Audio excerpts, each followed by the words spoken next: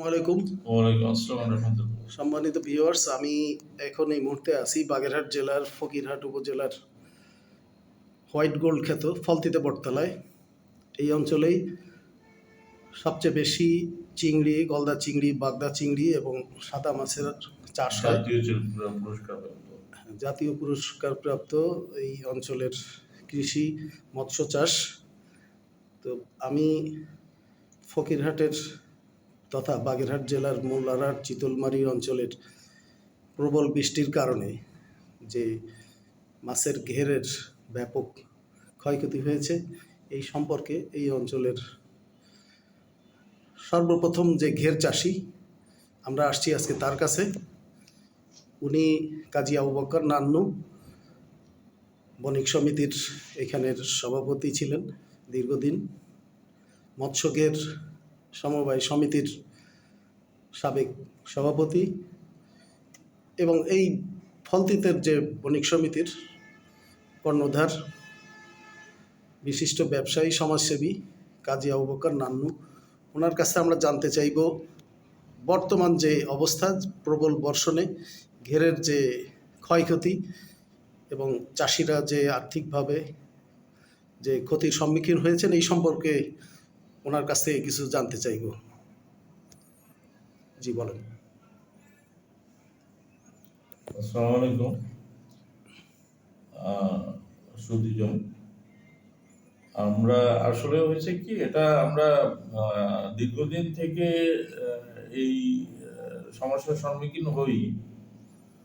তো যেহেতু একটা বাঁধ আছে অফ দ্য রিভার, এই বাঁধের কারণে হয়তো মানে সম্পূর্ণভাবে ক্ষতিগ্রস্ত হই না, কিন্তু কখনো কখনো বিশেষ করে 2098 সালে, না 1998 সালে, 2004 সালে এরকম দীর্ঘদিন অনেকগুলি ইয়েটা আমাদের হয়েছে, সিডরে ক্ষতিগ্রস্ত আমরা হয়েছি।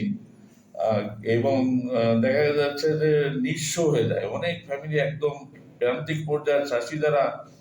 তো তাদেরকে আর ভবিষ্যতে যে মাছ চাষ করা, এই সুযোগটা তাদের ভিতরে আর একদম থাকে না। বিধায় তারা জমি জমা বিক্রি করে মানে এক পর্যায়ে নিঃস্ব হয়ে যায়। এরকম অনেক ফ্যামিলি আছে আর কি। তো যাই হোক, এবছর যেটা বিশেষ করে শুক্রবার থেকে যে বৃষ্টিটা শুরু হয়েছে, সঙ্গে মানে ঝড় বলা চলে যেটা আর কি, সেটা পূর্ব দিক থেকে আসা। তো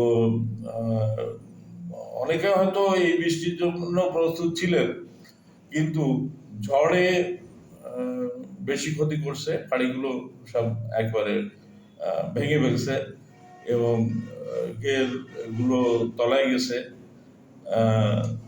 তাতে করে আমার যেটা ধারণা, 90 থেকে 95% চাষি, ঘের চাষি যারা প্রকৃত মানে চাষ করে, তারা ক্ষতিগ্রস্ত।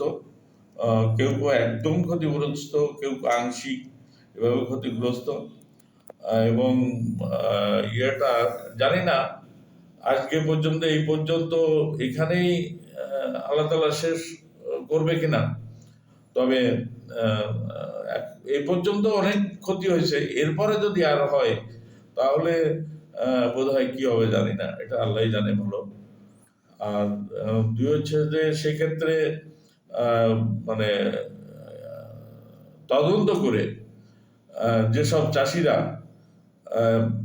বিশেষভাবে ক্ষতিগ্রস্ত হয়েছে, যাদের পক্ষে আর হয়তো প্রান্তিক চাষি বিশেষ করে যাদের পক্ষে আর চাষ করা সম্ভব হবে না, তাদের দিকে একটু লক্ষ্য করা।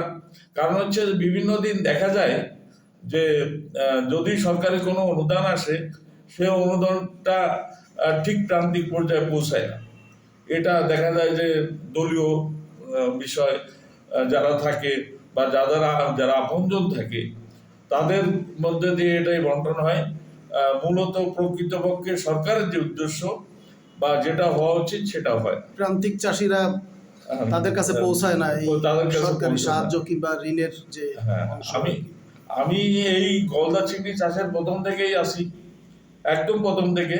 এর আগে গলদা চিংড়ি বাংলাদেশ থেকে কার্টন হিসেবে বাগদার সঙ্গে শিপমেন্ট হতো। তো আমি মানে একবার প্রথম চাষ থেকেই শুরু হয়েছে, এবং আমি চিংড়ি ব্যবসার সঙ্গেও ছিলাম। তা আমার মাছ দিয়ে কন্টেনার শিপমেন্ট শুরু হয়, এটা বাংলাদেশের প্রত্যেকটা কোম্পানিও এটা জানে। তো আমি সেই থেকে চিংড়ির সঙ্গে যত আমার প্রথম গলদা চিংড়ি জাতীয় পুরস্কারটা আমিই পাই, বেগম খালেদা জিয়ার হাত থেকে আমি নিয়েছিলাম। তো ইয়েটা সেহেতু চিংড়ি নিয়ে, এবং এখানকার যত মানে চিংড়ির ব্যাপারে যত বিষয় ছিল, শাইখ সিরাজ সাহেবের থেকে শুরু করে, শাইখ সাহেবের সঙ্গে আমার সৌভাগ্য হয়েছে 7 দিন একসঙ্গে এই এলাকায় থাকা। উনি ছিলেন 7 দিন, পর্যায়ক্রমে প্রত্যেকটা চাষিদের কাছে যাওয়া, চাষের অবস্থাটা দেখা। এই এলাকায় 7 দিন উনি অবস্থান করছেন আমারই সঙ্গে। আমি ছিলাম, বা আমার সঙ্গে কিরামত ভাই ছিল, তো সুরেন শিকদার ছিল। তো এটা করছে। আমি বলবো হচ্ছে যে একটা হলো বিশেষ করে সরকারের এই চিংড়ি চাষটা এলোমেলো অবস্থায় এভাবে না হয়ে যাতে সরকারের তদারকির মাধ্যমে একটু সুন্দরভাবে হয়, মানে যাতে করে মানুষ লাভবান হয়। আর দুইতে বলবো হচ্ছে যে অতীতে দীর্ঘদিন চিংড়ি যে রপ্তানি বিষয়টা, এই রপ্তানি বিষয়টা অ্যাকচুয়ালি একেবারে মানে শেষ হয়ে গেছে। এটা আমি বলবো বিশেষ কারণ কোম্পানিগুলো, রপ্তানিকারকদের দুর্নীতির কারণে। হ্যাঁ, দুর্নীতির কারণে। এখন আমি বলবো যে এটাও এই সরকারের প্রতি আমার বিশেষভাবে আবেদন যে এই ইয়েটা মানে এই চিংড়ি সেক্টরের দিকে একটু যাতে ভালো করে খেয়াল দেয় এবং এই মাছটা রপ্তানি করা যায়। বর্তমান যে সরকার আছেন, এনার মাধ্যমে আমার মনে হয় খুবই সম্ভব ইউরোপিয়ান কান্ট্রিগুলোতে চিংড়ি যারা নেয় না, মূলত যাদের এই চিংড়ি খুব, বাংলাদেশের চিংড়ি খুব সুস্বাদু, গলদা চিংড়ি সুস্বাদু, একটু চেষ্টা করা। তো ঠিক আছে, থ্যাংক ইউ। যে আপনাকে অসংখ্য ধন্যবাদ আমাদের সময় দেওয়ার জন্য। হ্যাঁ।